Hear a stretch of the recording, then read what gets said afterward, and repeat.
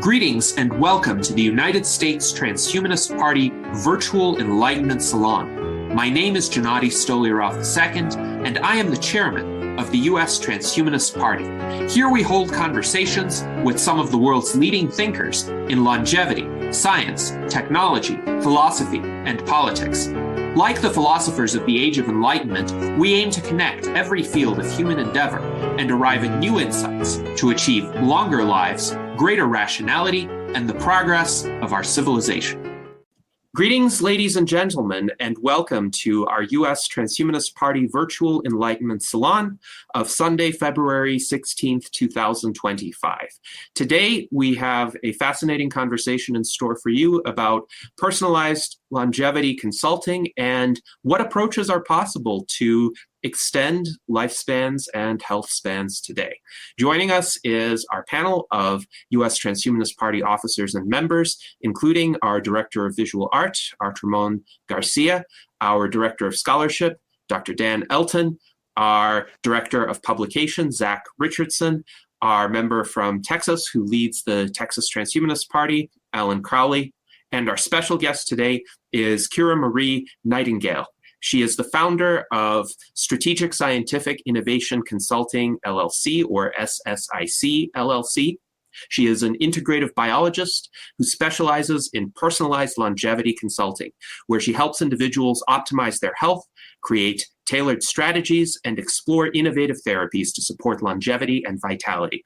With over 15 years of experience in biotechnology and regenerative medicine, she is passionate about helping people achieve healthier, longer lives. One of her services is to prepare a personalized longevity strategy document for clients. This document is a comprehensive health roadmap tailored to each person's unique needs and includes supplement plans, diagnostic testing guidance, and actionable strategies to improve vitality and well-being.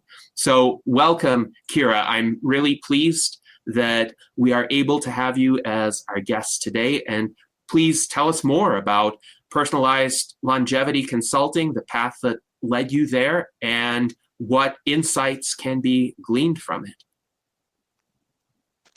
Thank you so much, Gennady. I'm very excited to be here. This is going to be a long talk. And then, of course, I want to answer questions afterwards and go further in depth into how we are going to tackle these longevity protocols at a individual level. But to get started, let's go ahead. Yeah. I have a very simple slide deck today because I'm going to do mostly a lot of talking. Hi everyone, I'm Kira Marie Nightingale, and I'm really excited to be here with you. We're going to cover many exciting topics, but first I want to share a bit about my journey and why this field means so much to me. I come from a family of scientists, medical engineers, medical doctors, head nurses, and computer engineers, and now even the young ones are getting into AI algorithms in our family. Thus, growing up, I was surrounded by conversations about engineering and technology, especially because my dad is a doctor of internal medicine who also loves physics on top of it all. And likely due to a combination of nature and nurture, my dad being a doctor really influenced my trajectory in life.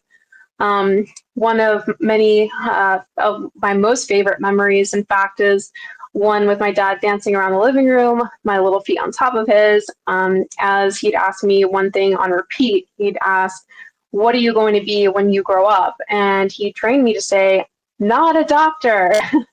So, "What are you going to be when you grow up?" "Not a doctor," I would always reply.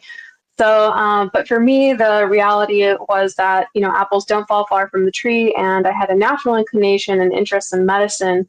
So in high school, I realized that I loved chemistry and got the chemistry award for my junior year. And when it was time to pick a major in college, I kept thinking, well, what can I be that isn't a doctor?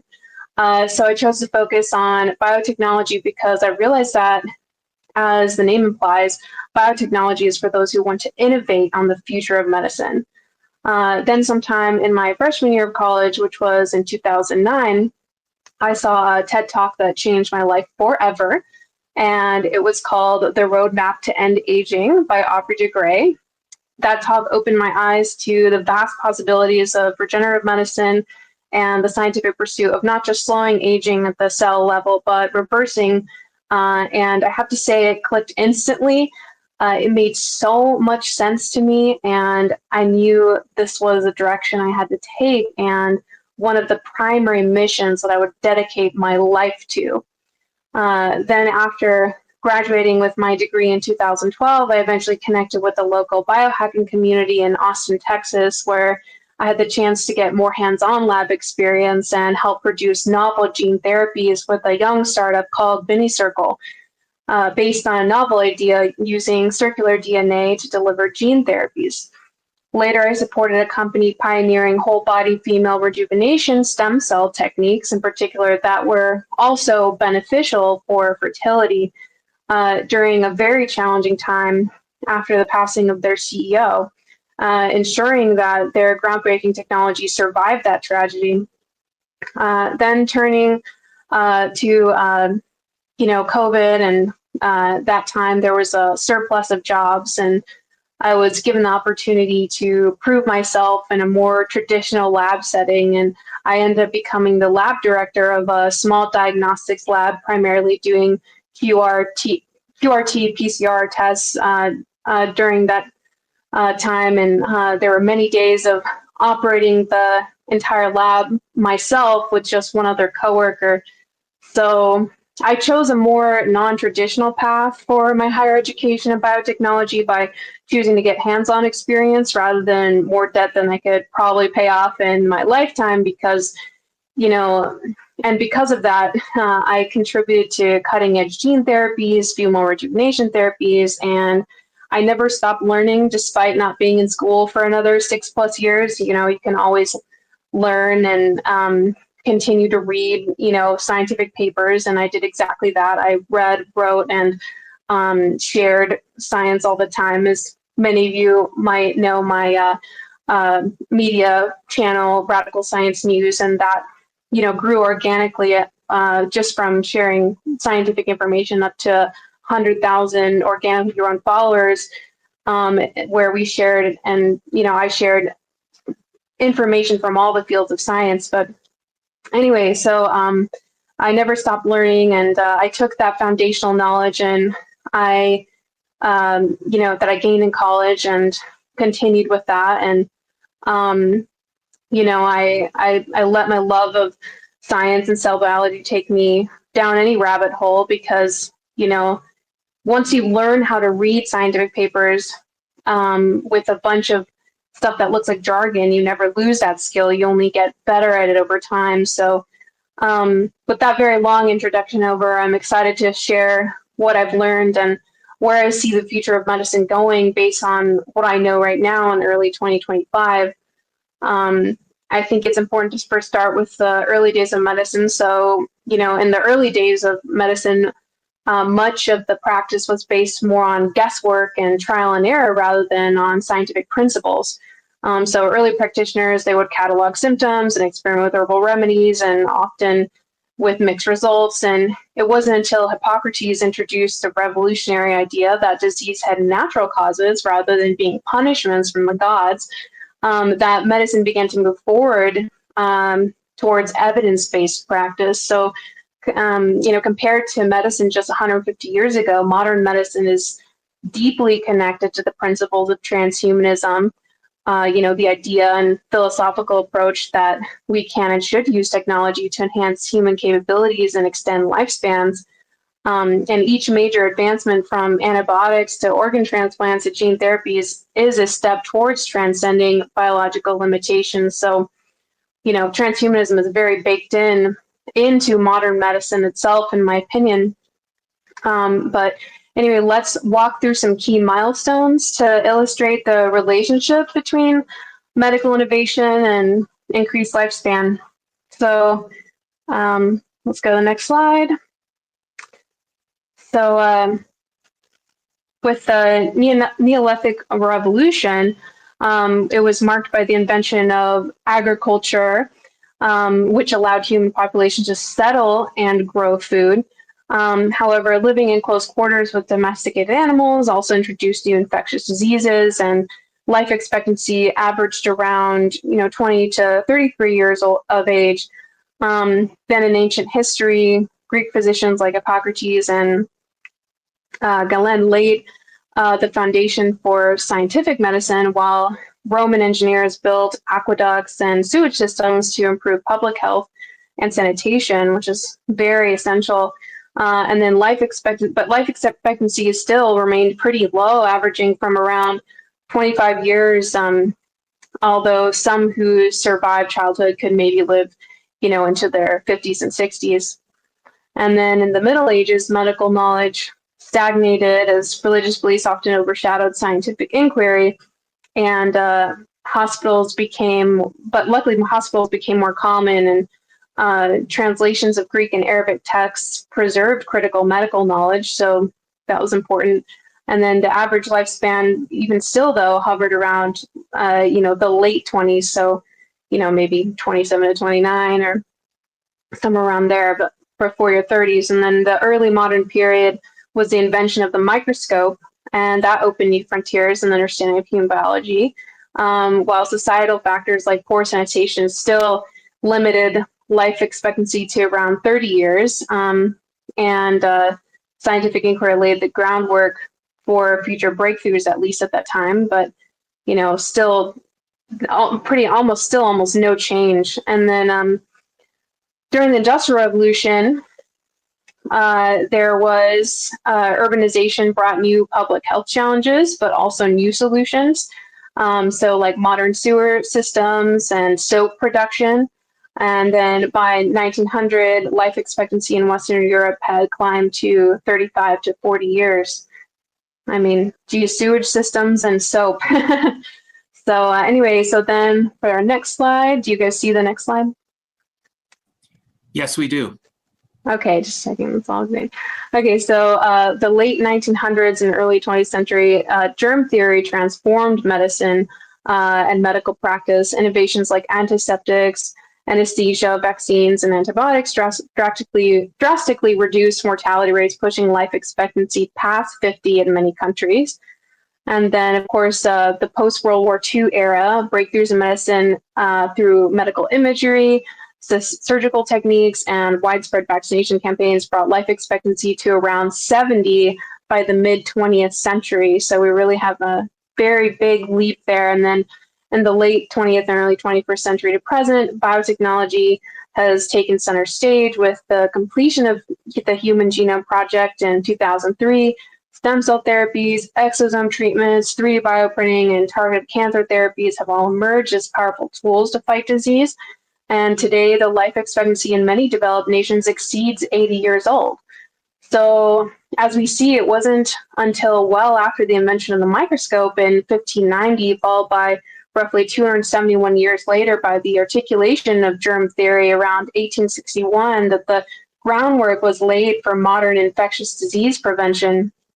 Another 20 years passed before it was broadly accepted, though in the early 1880s, signified by Louis Pasteur's very dramatic 1881 anthrax vaccine demonstration at a farm, where he vaccinated half of a group of sheep and left the other half unvaccinated, then later exposed them to the Bacillus anthracis, and vaccinated animals survived while the unvaccinated ones died, offering powerful public proof is what that did, and it targeting a specific microbe, showing that a specific microbe could effectively prevent disease. And this breakthrough helped cement germ theory in both scientific and public opinion, because at the time it still wasn't fully cemented. It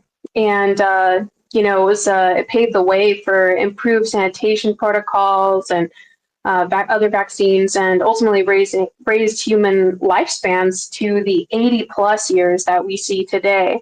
So germ theory at its core wasn't just a discovery, but a new way of seeing the world. And by understanding that microorganisms cause disease, medicine gained access to the previously unseen world, which is, this conceptual breakthrough led to antibiotics and all these different things and more, and illustrated how, in my opinion, how paradigm shifts often start with reframing our understanding of a problem.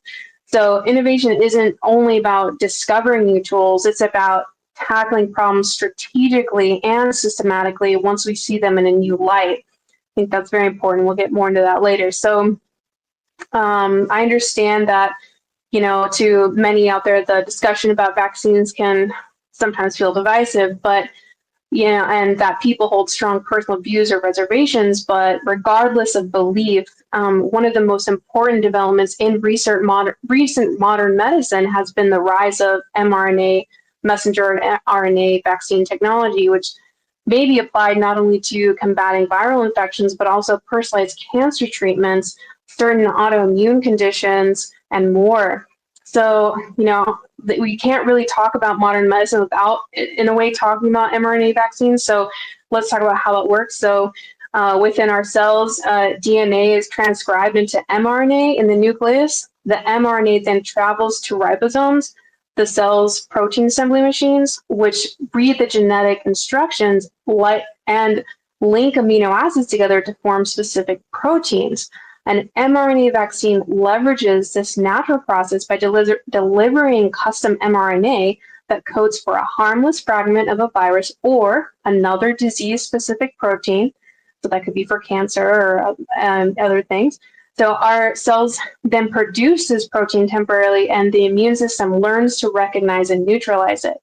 Because new mRNA sequences can be designed rapidly once scientists have the necessary genetic data, these vaccines can be developed and scaled much faster than traditional ones that rely on growing whole viruses. So before mRNA technology, vaccine development was slow and resource intensive, and we'd grow viruses in chicken eggs or bioreactors.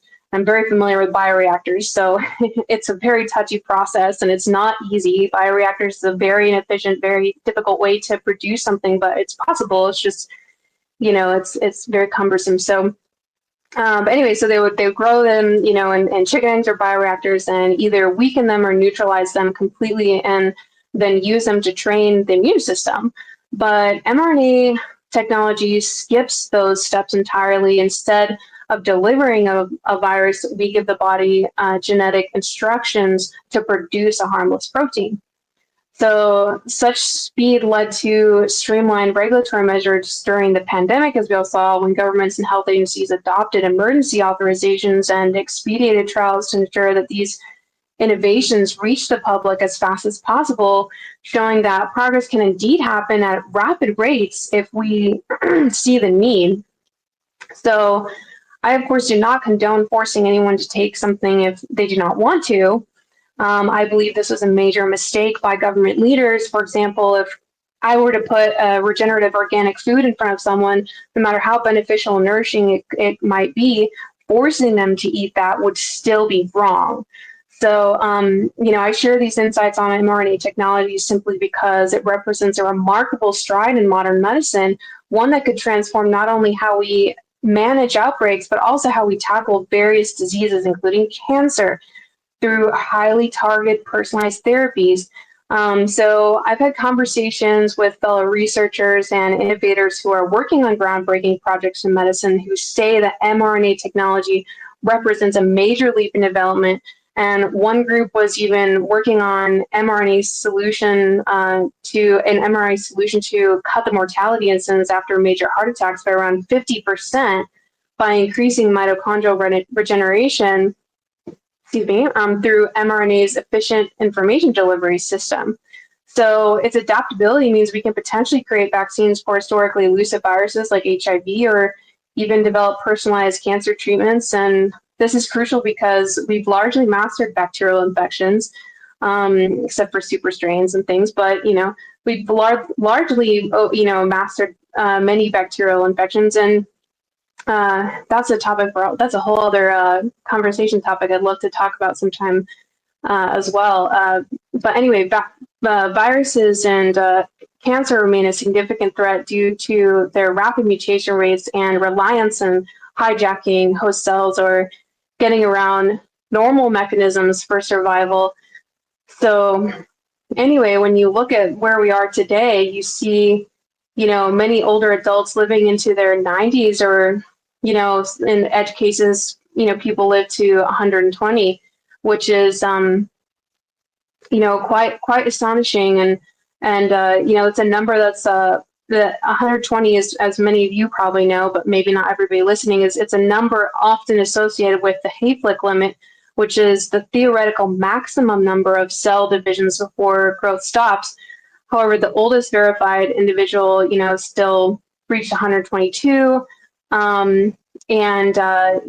Scientists also have realized that, aging isn't driven by, telomere shortening alone, but it's shaped by multiple factors.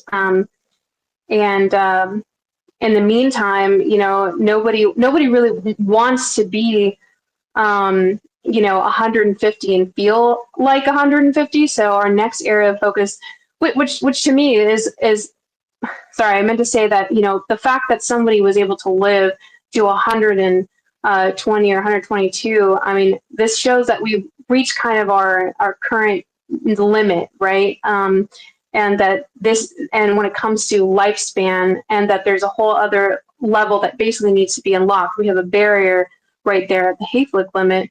And so that's why, of course, we talk about health span as well, which I'll get more into. But in the meantime, since no one wants to be 150 and feel 150, our area of focus is health span. So the number of years spent in a healthy, functional, and relatively pain-free state. So this concept leads back to Aubrey de Grey's talk, and one of the concepts that he pioneered, which is a longevity escape velocity, which is referring to the point at which we can extend healthy lifespan faster than we age.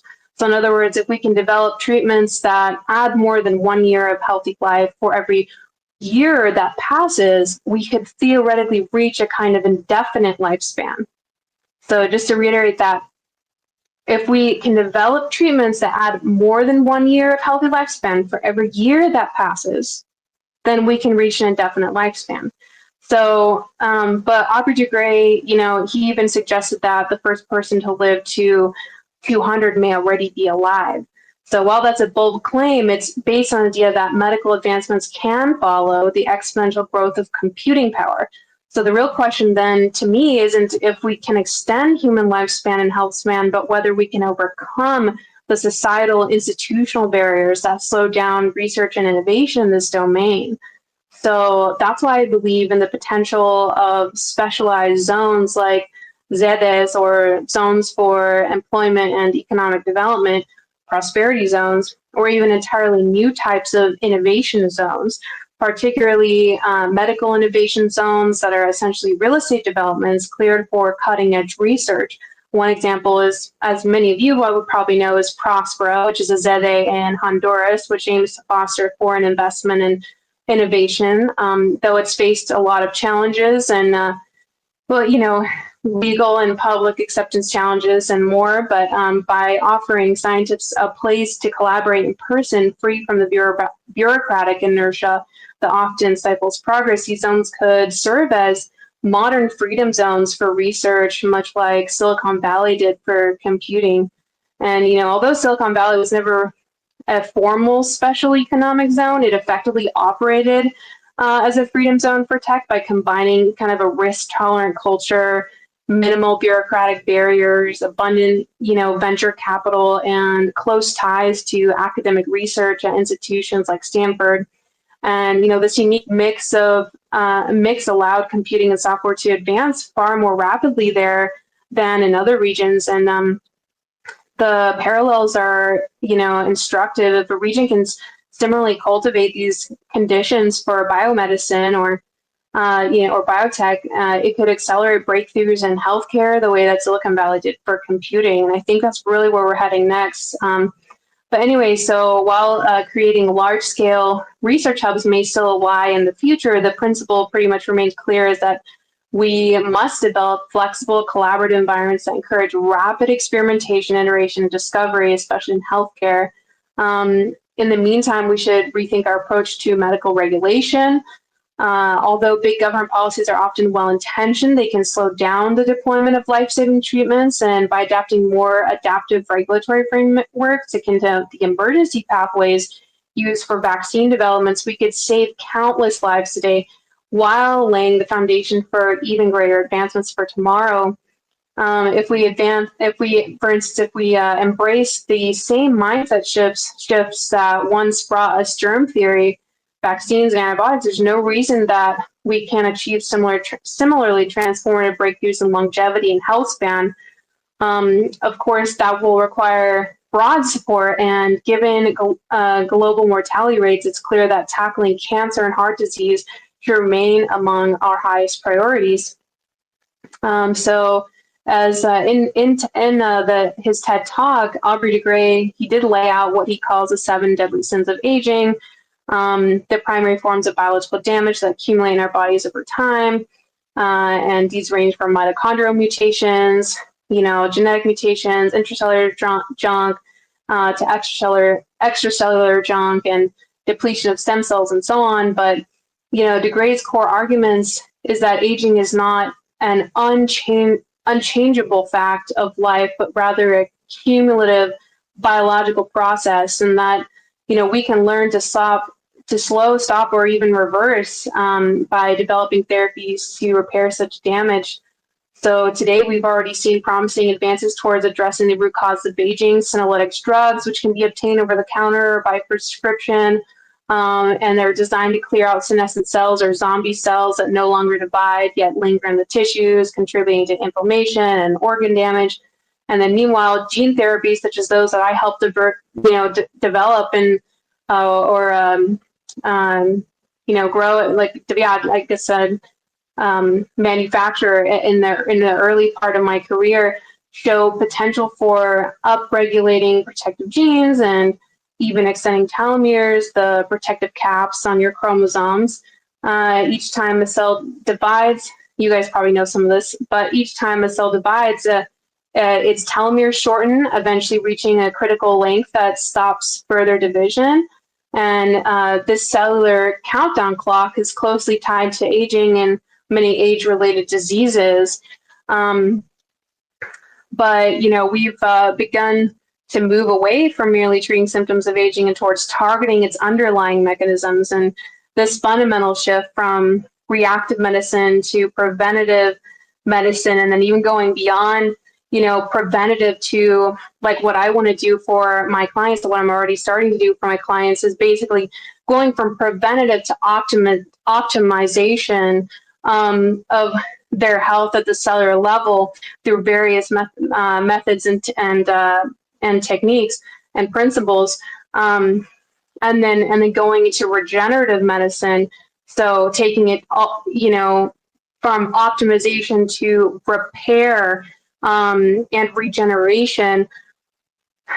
I mean, the possibilities get really, really endless at that point, almost. But of course, certain breakthroughs have to happen first, and we'll talk about that. But anyway, this kind of transition in medicine where we're going from those stages is really exciting. So medicine is, not just about curing disease, but optimizing and so on now. So Aubrey de Grey and others have really done a remarkable job opening the world's eyes to the possibility of solving aging. But my personal goal is to help lay a foundation of simple, universal principles that clarify how we might solve aging and how research and the broader public can apply these principles in longevity protocols and therapies themselves, as well as, certain groups who are trying to help solve aging. So anyway, despite these strides, especially in our growing, and I'll talk more about that soon, but despite many strides, especially in our growing ability to target viruses, we're still in the early stages of many of this. And at the core, aging is really a slow, systematic breakdown of the cellular machinery that keeps us alive. And what fascinates me is that living organisms are the only known entities that actively fight entropy. If you guys are familiar with the concept in physics of entropy, that, everything eventually breaks down and reaches maximum complexity, and just everything basically is subject to degradation. But our bodies, like, we are not like cars. We actually lack any inherent, or not we, but because cars inherently lack any inherent means of self-repair.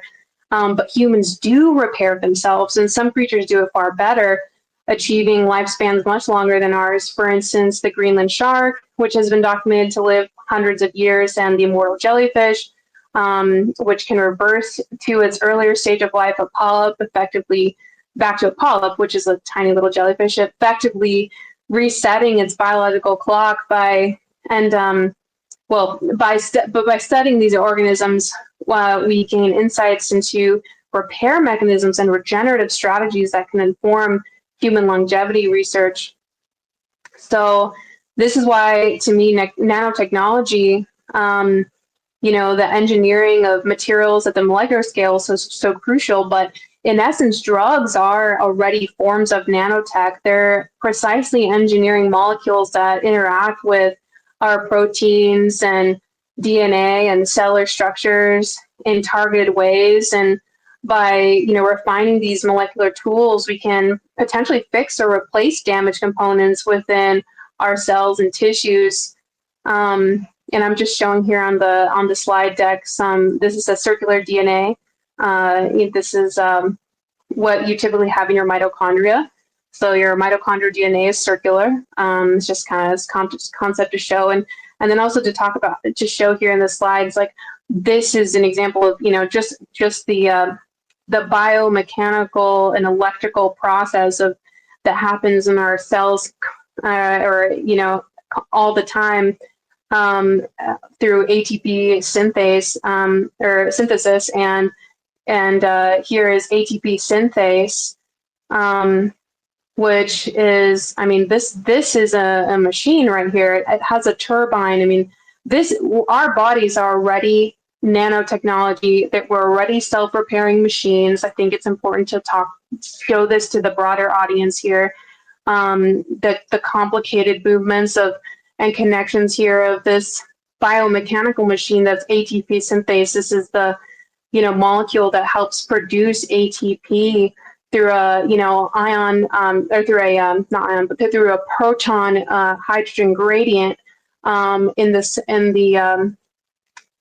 cells already, in the mitochondria in particular, and it's extremely complex. This is a graphic actually I made on this process myself. I made this graphic and drew these and stuff on my iPad. But anyway, proud of that. But this is oxidative phosphorylation itself, and it's got electrical components. It's got protons, oxygens, electrons, water, and also it's basically a manufacturing line. This is a little manufacturing plant for energy, and so this is why I'm trying to really help people see and understand that we are already nanotech, basically, and that also drugs are basically nanotech as well. So, and we'll get more into that here in just a second. So, let's see. So, yeah, so drugs are already forms of nanotech, and they're precisely engineered molecules that interact with our proteins, DNA, and cellular structures in targeted ways. So by refining these molecular tools, we can potentially fix or replace damaged components within our cells and tissues. And I hope to, in another talk, go in depth on what are bioidentical molecules versus analog molecules. But this talk's already really long, so we got to do that in another talk. But that is a super important topic for understanding supplements, for understanding the future of drugs.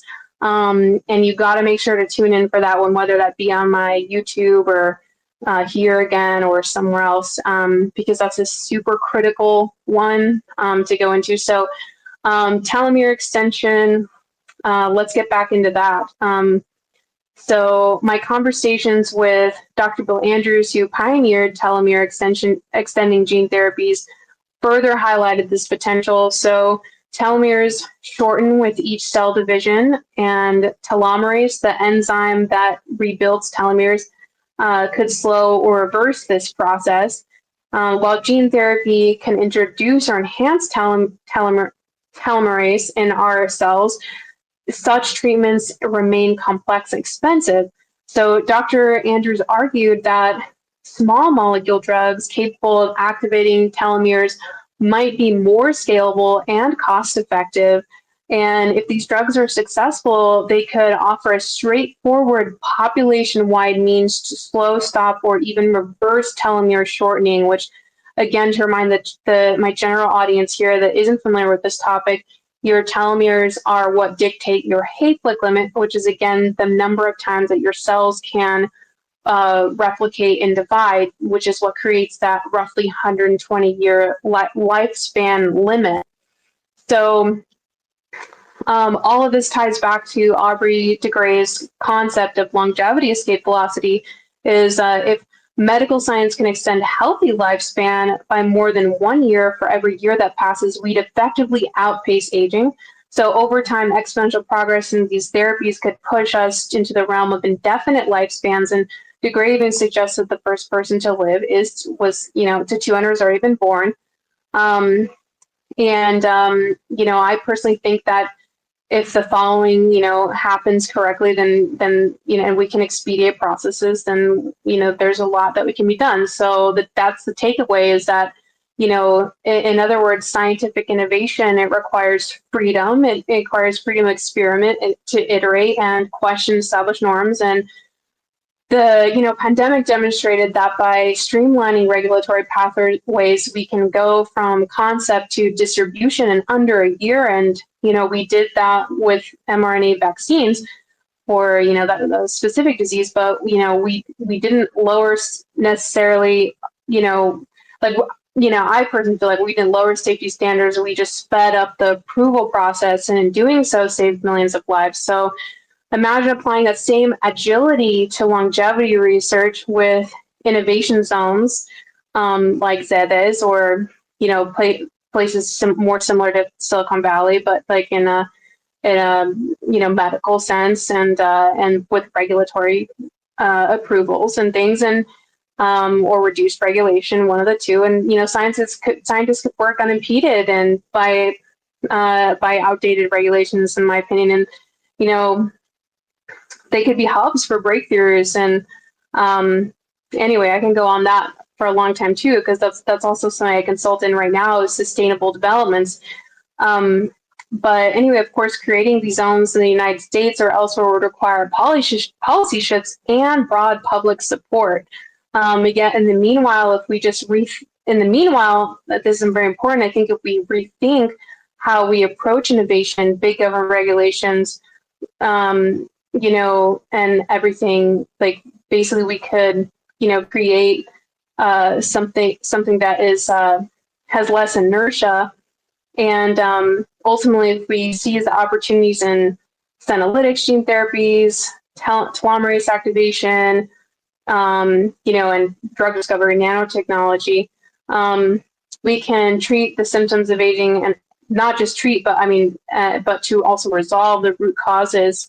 And so now that Aubrey de Grey and other pioneers have laid the groundwork for understanding the mechanisms of aging, I'd like to propose additional principles that build on and complement their insights. Specifically, I've developed a methodology called Regenerate. It just happened to spell that, or like basically be like a regenerate, spelled R for regenerate. I don't know. It was totally coincidental, but it worked out. So, but this kind of just foundational principles, it's very simple, really.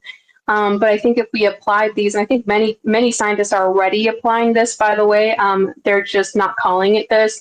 But I think this is a really good for my clients and for you and for anybody else. If you also follow these principles, that can definitely help you improve your protocols, your personal protocols, and more, or even your regenerative protocols if you are, already, acting on those in regenerative medicine terms. But here's the breakdown: one is remove. So the first step is to remove harmful or senescent cells or zombie cells that have stopped dividing yet linger in the body. secreting inflammatory signals, and then clearing these cells basically can help reduce chronic inflammation and restore healthier tissue function because they're kind of gunking up the system, right? And then 2 is repair. So next we repair any remaining cells by addressing damage to DNA, mitochondria, and other cellular structures. This could involve interventions like gene editing, autophagy, enhancement, and other regenerative therapies that can restore cells to a more youthful state. And then replace. So when the cells are too damaged to be salvaged, the solution is to basically replace them, often through stem cell therapies or emerging techniques that generate new healthy tissue, growth factors, etc. So these steps ensure that dysfunctional cells don't undermine, overall organ function. And then express, which is the 4th component, which is to optimize gene expression. So that's why we call it express. And then you would do that by improving the epigenetic and methylation patterns that regulate how our genes are turned on or off, which we can encourage cells to function as if they were younger, basically, because, that's a whole topic in itself, but basically you're optimizing the function of your cells through improving the optimization of your epigenome. And then, so this could be techniques that are more like epigenetic reprogramming, nutraceuticals, targeting methylation, and lifestyle factors, of course, that would help stabilize beneficial gene expression profiles. And then extend. Finally, we will address telomere attrition. So telomeres, whose the protective caps, they're at the end of our chromosomes, shorten with each cell division. And I repeat things so that if you're new to something, hopefully it sets in, just so you know. And so strategies would be to extend your telomeres here, whether that be through telomerase activating drugs or gene therapies, which can preserve a cell's capacity to replicate and help stave off senescence that arises from critically shortened telomeres. So it kind of goes full circle in that way, right? Because it's the telomeres getting older creates senescence, and so telomere extension is a huge factor in this. But of course, we want to remove any really bad dysfunctional cells first before we extend telomeres potentially. Ideally, right, to prevent any cancer, but also, extending the telomeres is, a lot of people are worried that, extending telomeres was going to cause cancer, but actually, overall, extending telomeres, what you have when you have longer encapsulated cells, you have more genomic stability. So it makes sense that, having, yes, ideally you want to take some senolytics before you were to take a telomere extending drug or whatever. But you're going to basically be creating a more stable genetic environment anyway once you do that. So I really feel like, telomeres are actually, extending telomeres is cancer protective, based on that, that logic there. And to me, that logic, it makes a lot of sense. So anyway, taken together, the regenerate, kind of acronym here provides this cohesive framework for tackling aging as a multifaceted systemic process rather than just treating individual symptoms. And by focusing on removal, repair, and replacement of faulty cells, refining of genetic expression, extending telomeres, we can potentially slow, halt, or even reverse various aspects of the aging process. And over time, I believe, all of them with these principles, just following these principles, and there will be things that you'll have to do at each step, and there will be things you'll have to do in between each of those steps. But, basically these steps I believe are foundational. And, I welcome other scientists and people in the longevity community to, reiterate these, simple ways of explaining how we could tackle aging using my acronyms.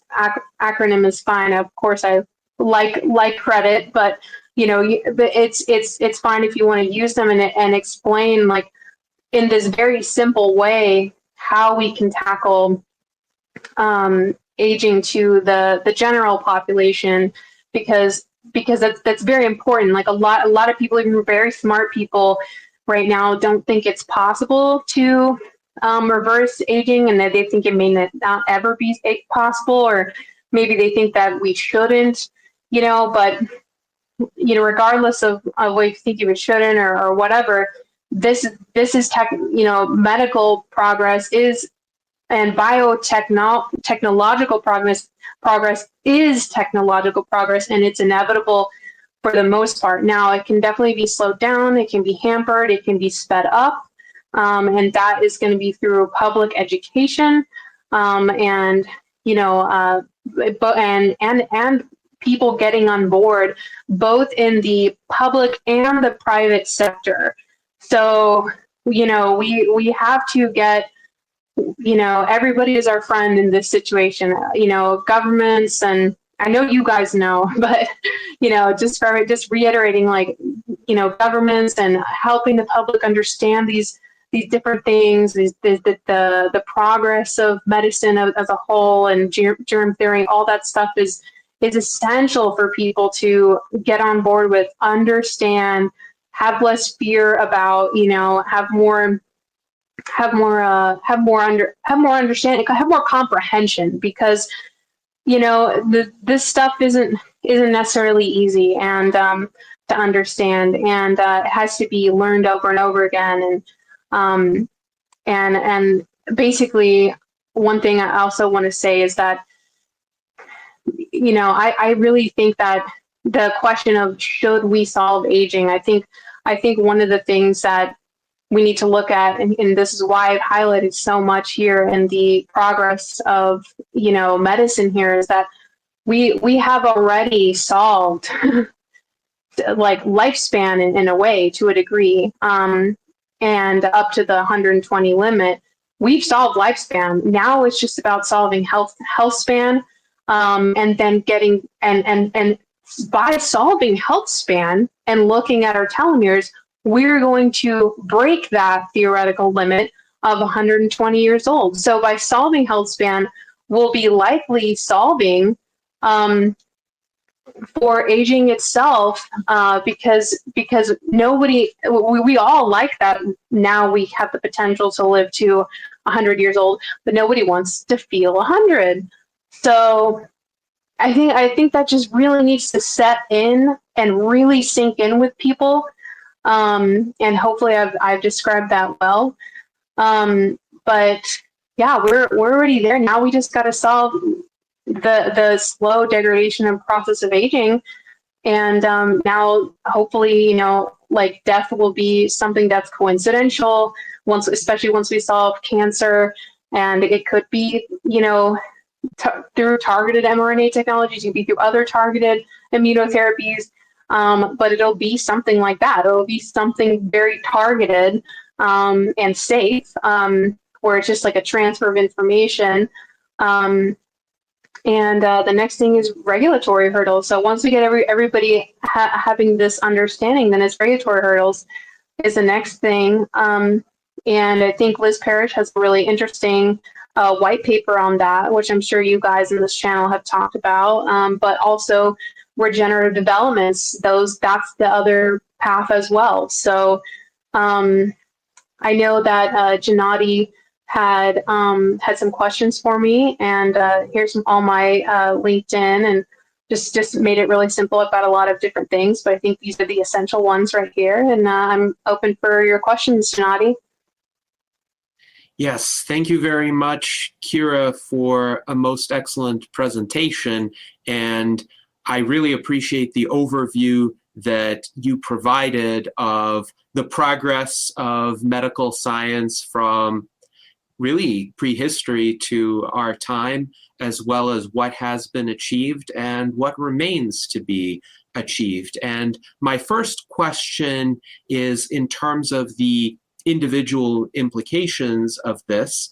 You mentioned that right now there seems to be this hard upper limit on lifespan of around 120 years. Jean Calment, of course, lived to be 122. The oldest living male, Jiro Kimura, unfortunately only lived to be 116. So we males still have a way to go to even reach 120. But I'm curious with regard to everything that's available today in terms of healthy living, in terms of accessing the cutting edge of medical practices or opportunities as they currently exist. By how much is it possible for most people to lengthen their lifespans? Let's say if a person does nothing except perhaps avoid taking careless risks, they'll have some number of years they'll live to, maybe the low 80s for many people in today's society. How much further is it possible to push that if a person does everything right by today's standards? I think what's critical there is if you follow these principles that I've outlined, then your potential to increase your potential lifespan is much higher. But you have to follow these principles of remove, repair, replace, express, extend, and whether that be through, because you can somewhat tackle those through diet, lifestyle, exercise, and supplements. Like tailored supplement plans is something that I help provide as one of my services. But basically, you can very much tailor a supplement plan that follows those principles outside of just a healthy lifestyle.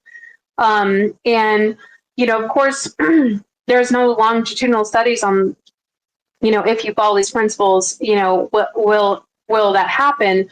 But I really believe that, since I've been studying aging for so long, now that these principles will help be a guideline for anybody who wants to, they're like, I want to live to ideally 90 or more, outside of the potential of cancer and, stroke and heart attacks.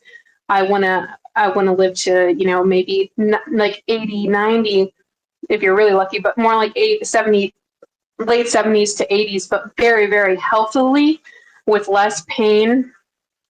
Not talking about physical therapy and things like that, but those would be included. But, if you follow that protocol, I really think that could greatly extend your health span.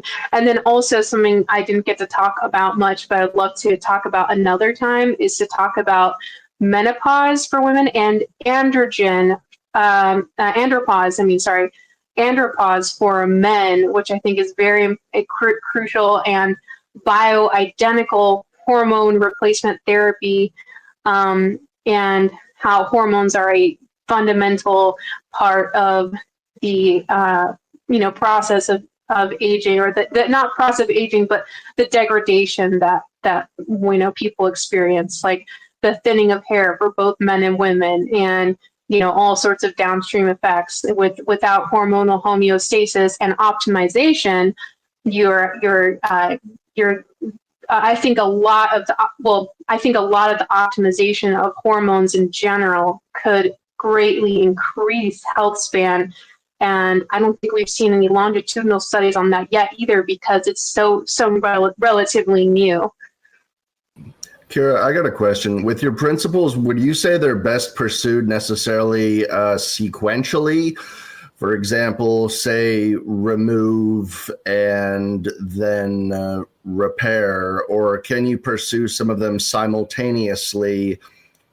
And if they're necessarily sequential, why is it that you chose the order you did? Thanks. Yeah, no problem. Thanks, Zach. That's a great question. So I think that they need to be followed first sequentially and then all at once. So if you follow them, it's important to follow the first one, especially remove, because we are trying to avoid oncogenesis, which is the formation of cancer. We do not want cancer cells. The best way to avoid that is to remove cells that are not functioning properly through senolytics, and there are, over-the-counter senolytic medications, but there's also, or supplements, but then there's also ones that are prescription that are not over-the-counter, and this actually gets into drug advancements when it comes to like AI and finding bioidentical versions of drugs or the right molecule that can systematically go in and ensure the death of bad cells. And senolytics itself could help lead to cancer treatments as well. If we really focus on that in medicine, we take it seriously, we can also simultaneously help solve for probably many types of cancers through senolytic drugs itself. And I'm sure that already there are senolytic drugs being deployed, but they're just maybe not like commonly known by that in cancer treatments and chemo treatments already, not radiation treatments. And I'm just saying that for the general public because chemo and radiation are not the same thing. Chemo means chemical therapy, which means it's a chemical way to tackle cancer. So senolytics and the first step are essential, but then after you get that process going, you can do it all simultaneously. But first, make sure you remove before you potentially repair cells that are, already damaged to a point they shouldn't be repaired, but they should be removed. It kind of goes back to what you were saying about the ZEDEs too, because I remember with the robust mouse rejuvenation studies, I think it was, they showed that dasatinib and quercetin together was supposed to be a pretty potent senolytic, but of course you can really only get quercetin on the consumer market. So it'd be kind of nice if you knew the science and trusted whoever was administering the therapy to be able to go somewhere and sign a piece of paper and say, yeah, give me the top tier senolytics. I'll correct that. Right, which is the regulatory. Mm-hmm. With regard to the robust mouse rejuvenation study in particular, the one that's nearing conclusion, it did not test dasatinib or quercetin. It tested galactose conjugated navitoclax as a senolytic, and that one actually didn't seem to have a significant impact in lengthening the lifespans of the mice relative to the control groups. And the results are still being analyzed, but it seems that the senolytic had some toxic side effects that may have overpowered whatever benefits it could have produced. Yes. So I did want to ask also in regard to what some of the most impactful actions for individuals would be. Do those actions generally consist of avoiding particularly bad habits or cultivating affirmatively positive habits? So avoiding bad habits would be like not smoking, not drinking alcohol, not taking reckless risks, not skydiving or engaging in drag racing on the streets, that kind of behavior, not taking recreational drugs. Whereas cultivating positive habits would be something like optimizing one's diet beyond the average person's diet. The average person's diet who does take some concern about their food or their health, or doing a lot of exercise, for instance, or doing specialized therapies, taking supplements, taking certain medications. Which approaches do you think are most impactful for, let's say, the majority of ordinary people today? I think that's a great question. I think for the ordinary person that, of course, I feel like we all know that the answer is both, but you're saying specifically, like, if, you only have one or the other, then for me, I think avoiding bad habits in particular, and there's a lot to avoid these days. And the reason I say bad habits is because the risk of cancer is unfortunately just, and heart disease. So not understanding cholesterol, and there's so much misinformation right now about cholesterol and fats that it's mind-blowing, and nutrition right now. It's everywhere. But if you can really take seriously the risk of cancer by avoiding contaminants, pesticides, heavy metals, etc., you're eliminating you're already having to do a ton of research with that alone. And I think the normal person, if they're not going to take supplements, they're not going to do any of the extra stuff, they at least need to have the energy for learning what to avoid. And it's not fun. You're going to be reading about cancer all the time. It's going to make you feel bad just learning about it. Okay, you're going to be like, oh no, I've been eating and drinking this like my entire life, and it's going to be some hard realities that people are going to have to face. Like with pesticides and endocrine disruptors, and the cancer causing lots of other things, and I think if you're like, there's no way, there's too much information, I can't go through all these supplements, I don't even want to use AI to try and help me at all. Like, I just at minimum avoid bad stuff. Download like apps that will help you determine what ingredients are in whatever food or product that it is that you're eating, and look at your water quality at home. How do you get the best, reverse osmosis and remineralization system at home? Because, you're mostly water, and really take seriously your, regenerative and organic foods. And if you can avoid the bad habits of low sleep and terrible food and contaminated food, and contaminated water and microplastics, if you can do those things, you're at least a lot better off. You're probably going to be less likely to get cancer. You're going to be living at least to what the average life expectancy should be for a human who lives with access to modern medicine. And that's the problem right now, is that our lifespans are actually going slightly backwards due to contaminants and microplastics, etc. right now. So if you want to maintain what we've already accomplished, you have to learn that stuff. There's no getting around it, in my opinion.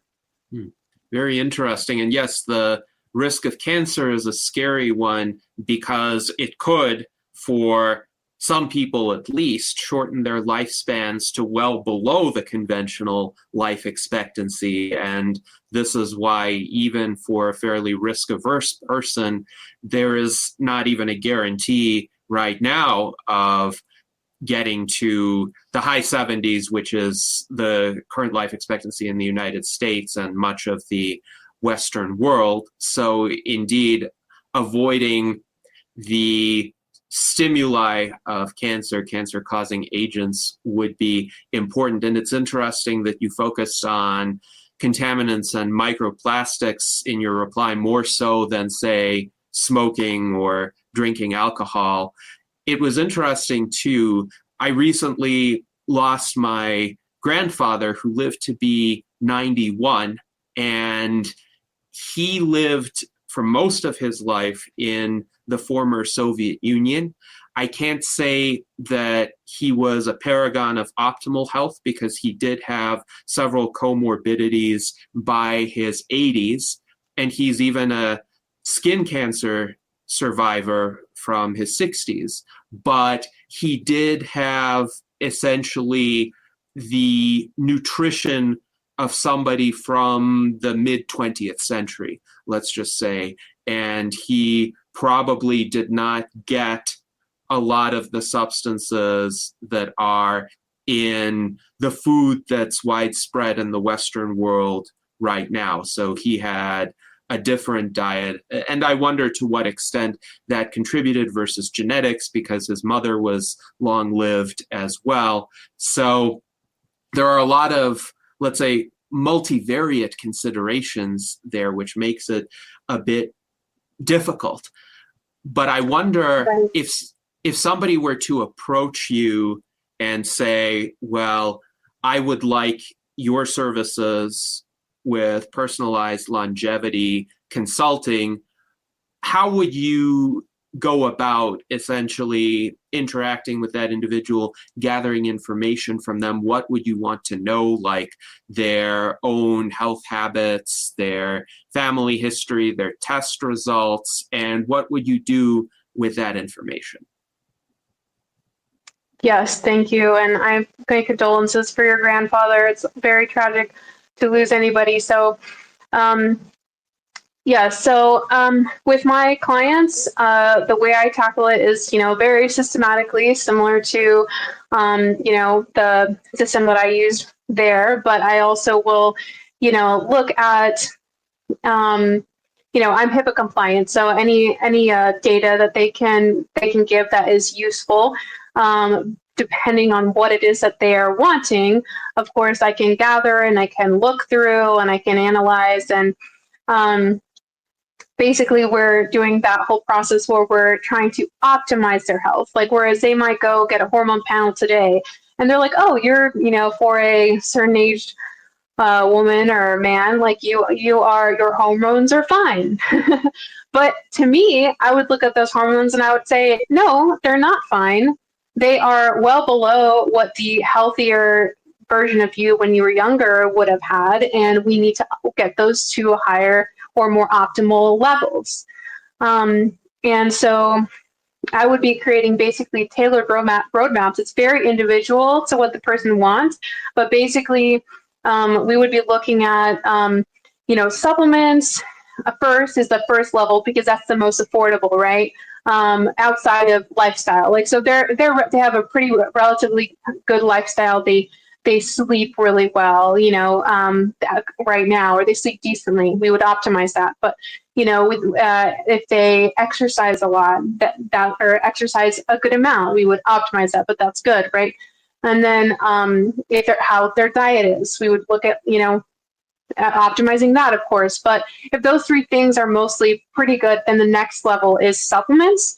And the next level after that, there's basically supplements, and that the supplement level can go very many levels deep, and in terms of tackling different individual problems. And of course, there are literally hundreds of supplements and protocols that can be developed based on specific optimization strategies, and even based on my principles that I gave you guys. So the supplement level gets really deep, but and it's also very time consuming in ways, because you have to optimize and make sure that the supplements that you're choosing have their certificate of analysis.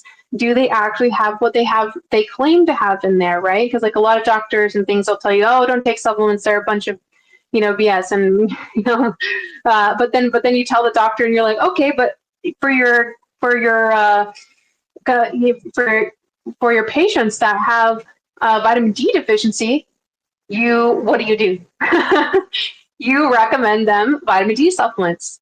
And so supplements do work. It's just about the efficacy, the bioavailability, the quality, etc. So supplements are one level. Then the next level is going to be devices. So we're looking at rejuvenation devices and how those devices may operate to do whatever type of thing that you were wanting. Usually those are aesthetic, and then some are a little deeper than skin deep, but they don't go too much far, like with near infrared technology, right?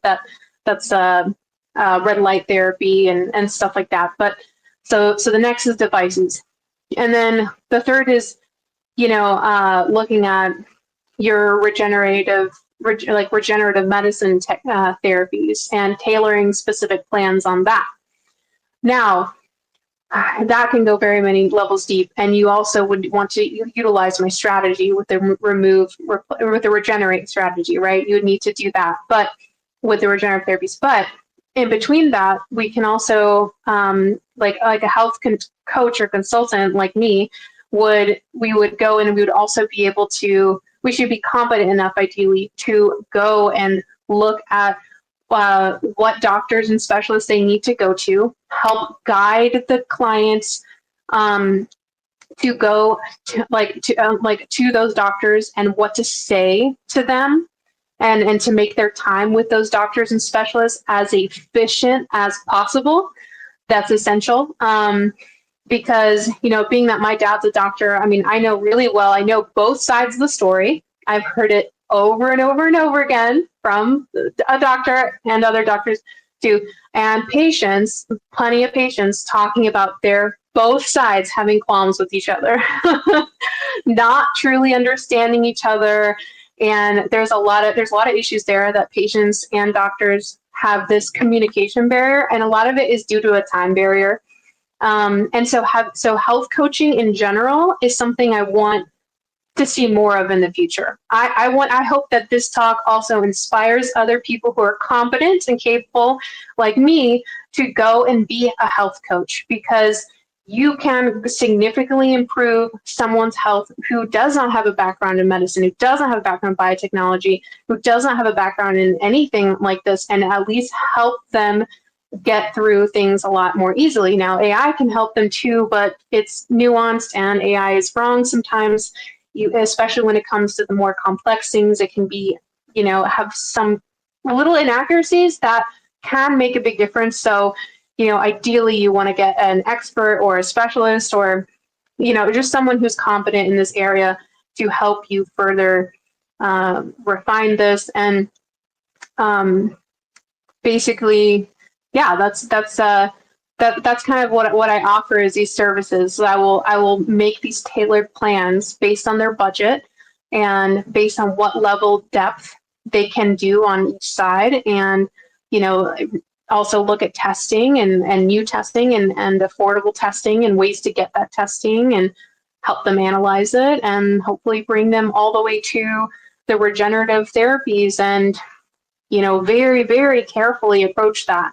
And to make roadmaps for them, even in the regenerative therapy side, which is I'm very excited to get to that with my consulting right now. Yes, thank you very much for that overview of your services, and I can see how a lot of people would find that to be a very valuable approach, particularly because of the attention provided and the information provided to them, which would enable their interactions with the medical system to be a lot more efficient and impactful. Now, I'm wondering also, based on what you know to be optimal health habits, do you know of any people today who do behave optimally given the amount of medical knowledge and technology that is accessible to us right now from the standpoint of lengthening their lifespans? Is there anybody who's doing the absolute best that they can? And if it's a public figure, feel free to name that public figure. Otherwise, you can anonymize that person, but just say that you know of this kind of individual who is doing their best. Yes. So I think the person that of course comes to mind to me is Brian Johnson. But there's also another lady whose name I forgot right now, who she is actually was at the top of the longevity charts as well. And she's, a mother, and she doesn't do anything super special, but she has very similar results to Brian Johnson. So I think those two examples, are pretty good examples. If you look at the longevity Olympics in general, though, and you'll find her name. I feel bad that I forgot her name, but if you look at the longevity Olympics, I really think for anybody listening here, look that up, longevity Olympics. You will find the names of the people who are ranking at the very top of that chart. And I think that those people are, for what we have with the tests right now, which, there's a lot of debate on the accuracy of the tests. And, I don't know enough to speak on that. But from what we have right now, I think that Brian Johnson and everybody at the top of those charts, we really got to be looking at those protocols. And I did analyze one of those gentlemen a while back as well. And I was like, oh, this is very similar to my supplement regimen. I was like, oh, that's so great. I was like, this is pretty much like all the stuff I take, but I have more maybe. but he was like, just listing his top ones. So I don't know what else he might have taken. But anyway, we can definitely, I definitely recommend anybody follow Brian Johnson. I think that it's great that he has, all the resources at his disposal to tackle this problem. He's a benevolent type, a philanthropic, millionaire, billionaire, whatever.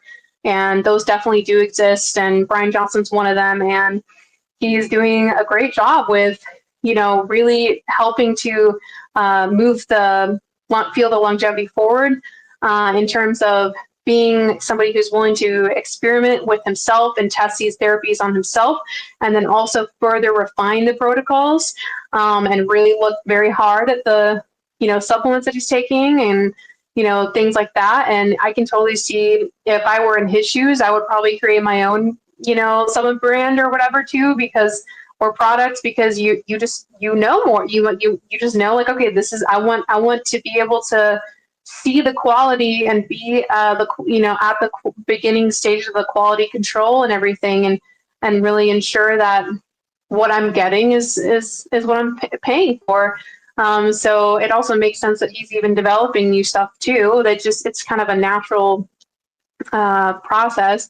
And I personally would love to get in touch with Brian Johnson. I haven't tried yet, but I'd love to get in touch with Brian Johnson and be part of his team of people that helps him optimize his protocols as well. Like, I really think he should be taking spermidine at night, not in the morning. Like, I remember I saw that in one of his videos and I was like, well, what? That doesn't make any sense. He should take it right before bed because it helps improve the process of autophagy, but there's always things to be learned. And, even a whole team of people can miss something and like that is maybe somewhat important like that, like the time when to take a supplement ideally, or, there's always things that could be improved on. And that's what I like about Brian Johnson is that he has the resources and the benevolent kind of will to try and tackle this stuff and help others understand and develop things around it. And so that's my answer. Yes, well, thank you for that response. And for anybody who is interested in the people who have been tested according to the metrics used by Brian Johnson, look up rejuvenationolympics.com. And I did have a approximately 2.5-minute interaction with Brian Johnson at Longevity Summit Dublin in 2023. He presented remotely because he doesn't like to travel by more than 2 time zones from his home in the Los Angeles area. And I talked to him more about, let's say, the cultural realm and how to get more people to embrace the don't die ethos. But it was an interesting interaction, and it's available from the Longevity Summit Dublin YouTube channel. I also did notice that Brian Johnson is selling his own Blueprint line of products, and that includes essentially ready-made meals. So do you think if somebody of fairly ordinary means were to subscribe to his meal plan, that would be a significant improvement over a conventional American diet? Again, I'm not talking about eating hamburgers every day. I'm talking about the way most Americans who are somewhat conscientious about their health would eat. I'm really glad you asked that question, because actually Brian Johnson says that one of the things that he has specifically chosen out of his protocol is his choice to have a vegetarian diet rather than going purely by the science. I hope, this is there are many things I've had to talk about, and when it comes to science, I'm just like, oh no, like it's gonna upset people, but like these are facts, this is reality, and like I'm optimally truth seeking. Like as an individual, it's part of my core morals is to be truth seeking, and the truth is that we're omnivores, and like if you break down systemically the bioavailability of nutrients of both plant-based and animal-based diets, you'll see that there is no complete diet without having both.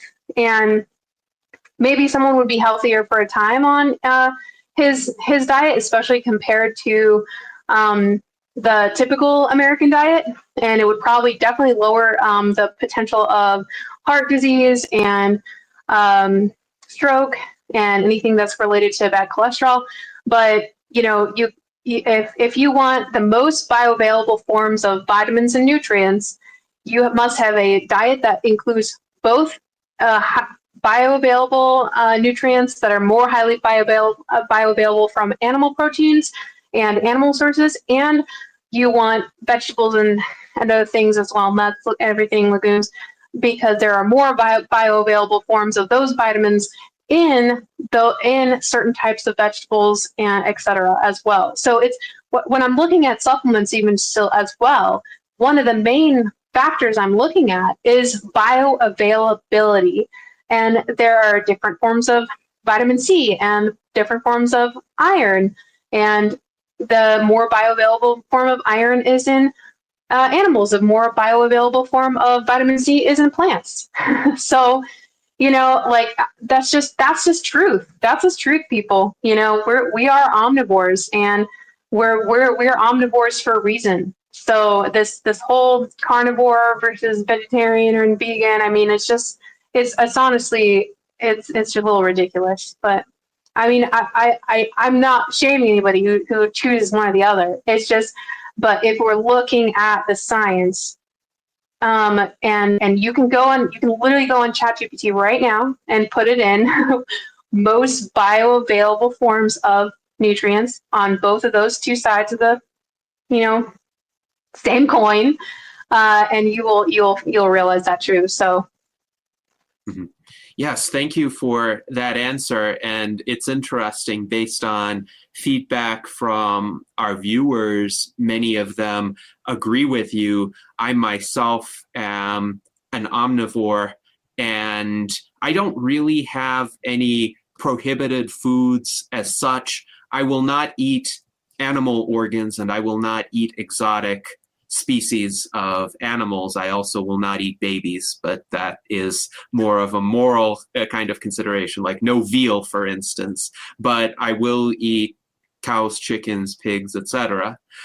And one major reason for that is because I'm a runner, and this is a ready source of protein, and I would be concerned if I didn't have that source unless I really optimize some sort of plant-based diet to provide the same kind of nutrition. Art Ramon says no vegetarian for me, and Zach Varkaris in our chat also agrees with you. And it does seem that a lot of people who are vegetarians do so for ethical reasons as well, though there are people like Dr. Michael Greger, for instance, who advocate a plant-based diet. And I'm not really going to opine on whether that's superior to an omnivorous diet, but I will say it would be difficult for me not to be omnivorous given my exercise regimen in particular, and the fact that I run about 40 miles per week.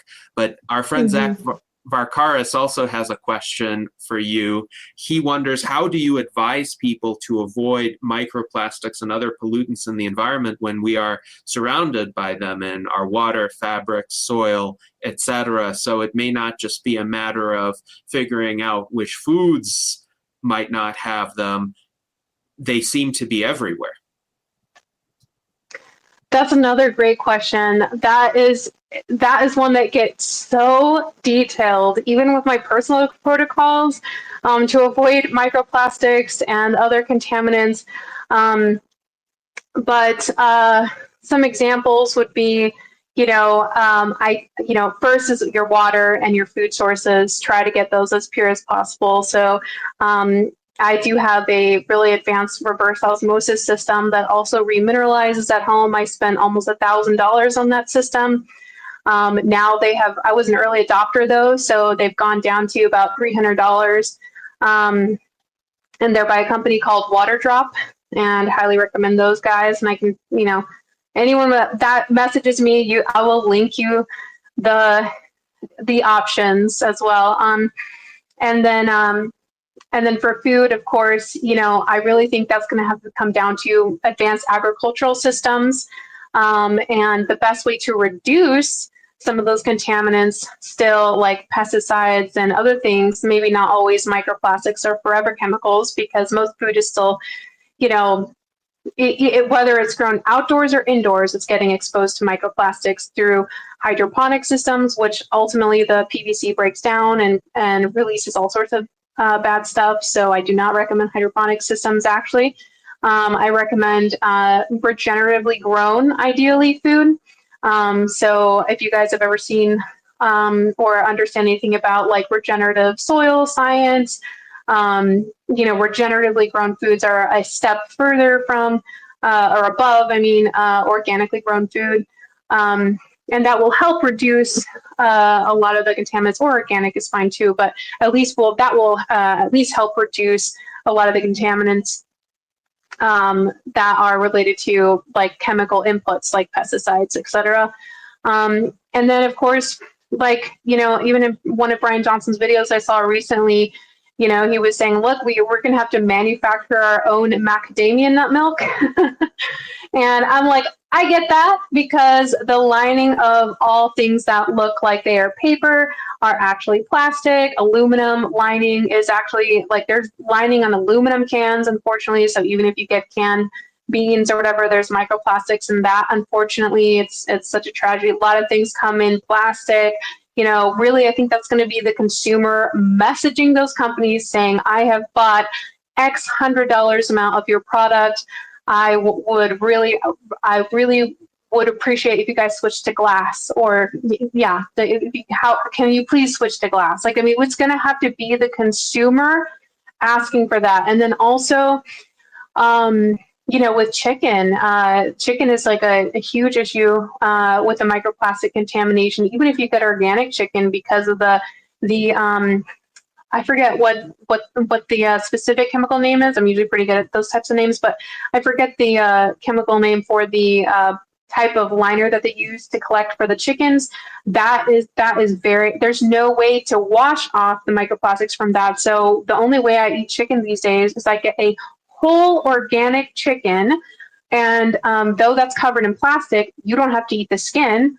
So I take off the skin, I remove the skin after baking the whole chicken, and that's how I'm able to eat chicken, for instance, because otherwise chicken is going to be full of microplastics. So in essence, do you think that if something in your food or water is touching plastic, there's a risk of the microplastic seeping into it? Like if you drink water from a plastic water bottle, or if you microwave something with a plastic wrap on top of it, is there a danger of getting microplastic contamination, or does it depend on the type of plastic or the type of process that you use? Yeah, anything that touches plastic is basically at risk because of shearing, and then also through not diffusion, leaching into that phthalates and things leaching into those chemicals, leaching into the food or whatever it is that it touches. But so I just watched a really interesting thing with a toxicologist not long ago. And she was talking about the shearing. So every time, if you are drinking from a plastic water bottle, please don't drink from one if you can. At all means, avoid it like the plague. But if you're absolutely no other choice to drink from a plastic water bottle, it's probably got lots of microplastics, not just microplastics, but nanoplastics. And so it gets into the nano level, and it gets into the cell walls, and it gets trapped there, and you have to rely on your cells processes to remove that waste, but it's not guaranteed. And there are endocrine disruptors on top of it. But if you hold the plastic ball and you squeeze it, there's something that's called shearing. And so the plastic shears at the micro and nano level off into your water. So everyone's done it at some point. They're like, oh, I'm going to crinkle up my, plastic water bottle because it sounds nice, or it just, it's just a little tick that you're doing at that moment because, whatever. And it's not good.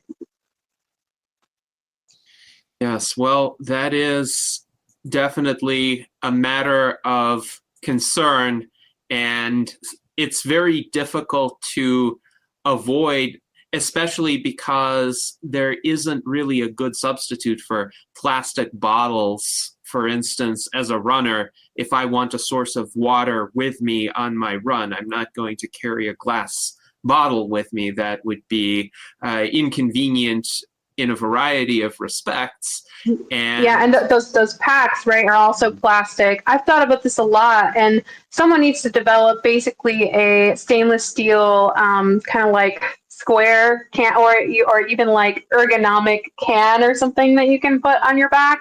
That would be best because it throws off your center of gravity, even carrying a bottle or whatever, or carrying a metal stainless steel bottle and stuff. But something that's like a metal pack, stainless steel pack, would make the most sense. But then even that's there's usually have a plastic straw attached to that. So basically something that could fit in a backpack that you could take out and then drink.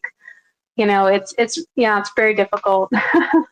indeed, and our friend Zach Varkaris also shared this article from Consumer Reports about findings of widespread presence of plastics in food, and he mentioned that the Wendy's chicken nuggets have plastic levels that are off the charts, apparently. So, well, thankfully, I haven't been eating those. So at least that's one saving grace. But anyway, we have so many questions from our viewers right now, and I will try to go through as many of them as possible. First of all, Alan Crawley notes that he likes the analogy of or equation of biology being nanotechnology, and he would like a bit more elaboration on that. And along with that, he wonders, at what point is something carbon-based? Like, there are a lot of substances that have carbon in them, but when you speak of something being carbon-based, what are you referring to?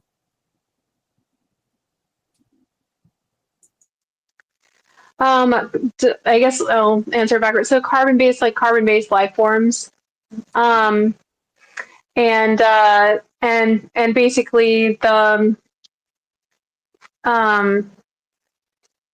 when it comes to biology, basically being nanotechnology, or us being biomechanical machines and things like that. I was more getting into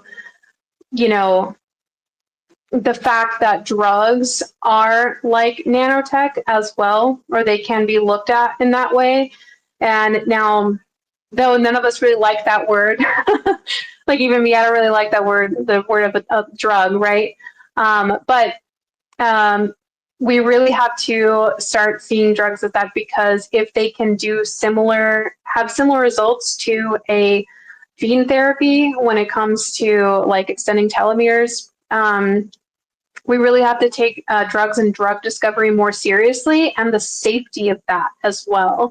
And that's super important, and that's something that I want to segue into with another talk, maybe in depth on bioidenticals, bioidentical molecules, precursors, and analogs. And I actually have a scientific paper that I'm looking for co-authors in right now on that very topic. It's called The Case for Precursors and Bioidenticals Over Analogs. And in that paper, I go into, how, like basically herbs and certain drugs that have already been created, synthetic drugs and stuff, all those things are analogs, actually. And what analogs are, and what the difference between an analog is and something that is bioidentical, so something that's exactly the same as what's it produced in your body, versus something that is the molecular structure is slightly off, which is like something from plants, right? Because plants are eukaryotes and we're eukaryotic organisms as well, but we have diverged on the evolutionary tree, and we are, the plants produce, for that reason, plants produce something very similar to what we produce in terms of molecules, but they don't produce the exact bioidentical of what our cells produce, right? Because we're related, but we're not the same.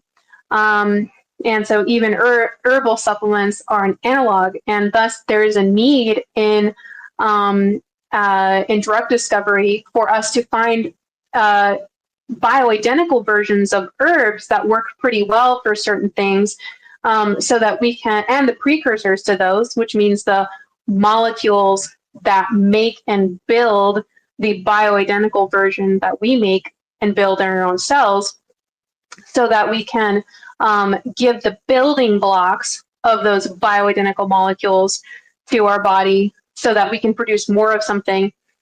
And basically, when it comes to like my supplement, that's based on those same principles, my supplement regimen and roadmaps that I give to my clients, we can sometimes, depending on what it is, we'll recommend the precursor, and I'll recommend the bioidentical version, and I will have them supplement cycle those two things, so that basically as you age, you're losing the ability to create the same amount of a molecule that you would when you were younger, the bioidentical version. So you have to supplement some of that, of the full bioidentical molecule. But you also don't want your body to get dependent on that. Basically, your machines, your molecular machines, and your genes and your genetic expression to get used to that and cause genetic downregulation, so that you don't produce as much when you're taking something externally, and the body gets used to it, and it's saying, oh, okay, don't produce as much anymore. We are mechanical factories on the inside.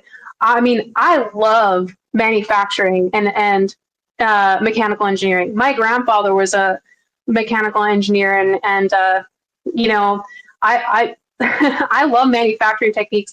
I look at the body in the same way that somebody who is into mechanical engineering would, for a lot of the time, that reason. But we are self-repairing machines, and that's what I really wanted to emphasize, like, you know, even more in my talk earlier, was that we repair ourselves, and that is essential. Like, we need to be tapping into that, not just in a like mind over matter way, because that's only 30%, you know, up to 30% of the placebo effect is actually physical reality, right? After that, we have to use physical things, because we're also physical beings, right? So that's what I have to try to explain to people who are all about the you know, mind over matter stuff. It's like, it's true, you're 100% right, but we only get 30% there with that strategy, maximum with mind over matter, because it's the placebo effect is only that effective, and maybe it's 100% effective for one thing, that, and you were able to mind over matter something, right? And you were successful. But if we want to get beyond the Hayflick limit, if we want to get into radical life extension, if we want to extremely optimize our health span as well, we have to do physical means of therapies. And I know you guys aren't the audience I'm talking here to here. I'm talking to another audience, but like, we have to do physical things to get us all the way to 100% optimized health.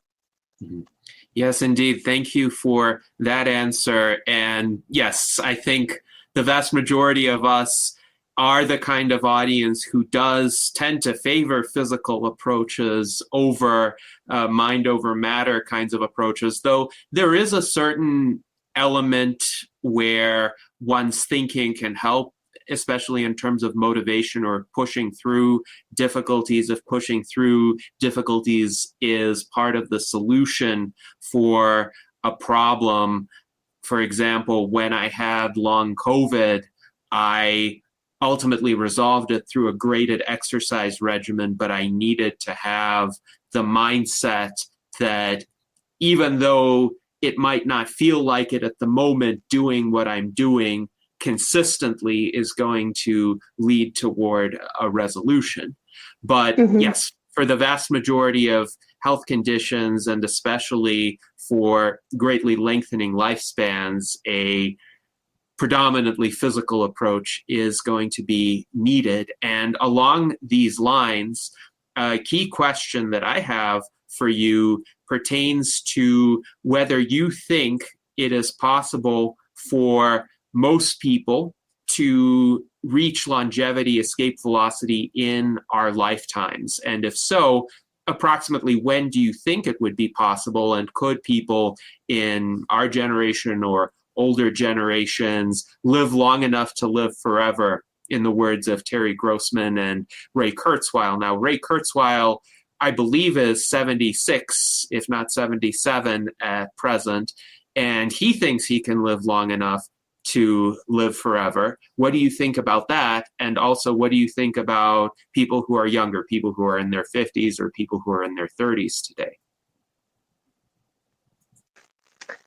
So the future is in our hands. And in terms of if we follow those principles that I laid out, and if we can, as a society, or at least just enough of us in the right realms, reach an understanding on this, a conceptual understanding and a philosophical understanding of this, and we can expedite regulatory hurdles and utilize these principles to create tailored regimens and protocols that would take people all the way to radical life extension. I think if we really wanted to, we could develop a functional protocol that achieves radical life extension within the next 10 years, maybe even 5 years, especially with AI and AI drug discovery. Okay, but there are really significant hurdles when it comes to exponential growth, and that is the human element. Technology can operate on an exponential curve, but humans operate on a linear curve, on a line. We don't operate on an exponential curve. So humans are the main human understanding and general acceptance and comprehension of this subject is the number one barrier. If we can overcome that barrier together, and then regulatory hurdles will fall away. All the other hurdles will fall away if us as scientists can get on board with a systematic approach to how to create protocols for aging, then and create radical life extension as a possibility, then anything is possible. That's my true live. I really feel it is just the comprehension. A lot of it is comprehension. That's what it comes down to. Yes, thank you. That is an excellent answer. And I agree, it does depend on us. It depends on us being able to change the culture and motivate enough people to support the acceleration of development of longevity protocols that can truly reverse aging and usher in the era of longevity escape velocity. That is also the mission of the U.S. Transhumanist Party, why we are so focused on politics and culture and influencing public opinion. So thank you very much for that. And now I will ask Art Ramon if he has any questions. Yeah, as far as mitochondrial therapies, I hear there's developments, breakthroughs possibly. I think that might be one of the issues that I deal with long COVID is some sort of mitochondrial dysfunction. How far are these mitochondrial therapies away are we? What's your knowledge of that? So actually, Art, I have a protocol specifically for mitochondria, and it's using my principles. And what it does is it looks at supplement avenues to tackle the systematic removal, repair, and replace and repairing and replacing old mitochondria. So I think you could, develop that yourself even, or reach out to me and we can talk about it. But, if for anybody listening who, they're like, I can't afford Kira's services, or whatever, or they're concerned about that, if you follow these principles, there are ways to increase mitochondrial biogenesis through a supplement regimen even. And some of these other techniques, like the young team that I was able to speak with, that they had gotten to the very top of a biotechnology competition. They said that for people who are suffering with heart attacks, post-heart attack, they were able to develop an mRNA technology that was able to deliver the information to the heart that would tell the heart cells to, and those muscle cells specifically, to increase the mitochondrial biogenesis in the heart. Because after a heart attack, you lose a certain percentage. I don't know how much it is, but I think it's like a lot. Like you can lose, I think, up to like 30-50%. Don't quote me on that. But you can lose a lot of your mitochondria and your mitochondrial function after a heart attack, because the oxygen in those tissues gets goes significantly down during a heart attack, of course, and you lose a lot of oxygen to those mitochondria, and the mitochondria die. So you have to regenerate that mitochondria. And if you look into supplement regimens and other ways following my protocol, then you can. I really believe you can make a lot more mitochondria, and there's other ways to do it too. There's through exercise and things like that. But I really think that you really have to stimulate the regeneration of mitochondria as well. And I've sort of done that. I've been able to get to a point where I've improved, and through very graduated exercise. But it seems like if I take a tiny break, it's like not exercising for 6 months. So it's like, how could I quickly lose the progress of graduated exercise? It's like these bad mitochondria are sticking around even longer than the better mitochondria. And Yep. So how do you get rid of these bad mitochondria if they're even tougher at surviving than the more efficient mitochondria? So yeah, that's so true, Art. So there is there are some other therapies, mitochondrial therapies in particular, that are coming out that I've heard about, and I don't know if they're out yet, or if you might even know more than me at this point, since you've been looking into that specifically. But those are going to be probably more expensive and prohibitive to most people.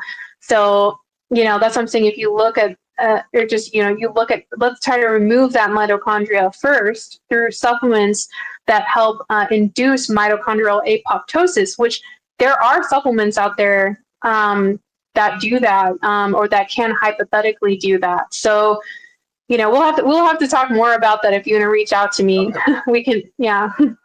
Okay, so the key is that apoptosis part. That's probably what I'm missing. So okay. The removal, yeah. Yeah, the removal. Okay, thank you. Yeah. You're All welcome. right. Thank you very much, Kira. And we do have a follow-up on this topic from Zach Varkaris. How do you measure the efficacy or improvement of the mitochondrial function from your protocols?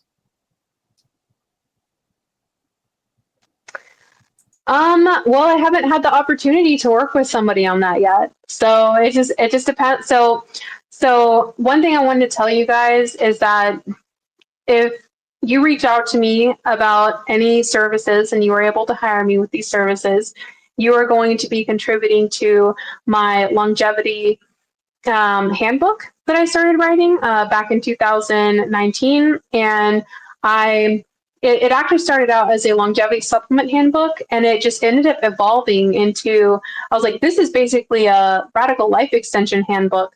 Maybe that's what I'll end up calling it. I still haven't figured out what the exact title of the book is going to be, but it just grew and grew and grew, that document, and kind of just looking at the body from first principles, and okay, you guys are about to conclude, but I wanted to say one last thing is that everybody needs to learn how to think from first principles.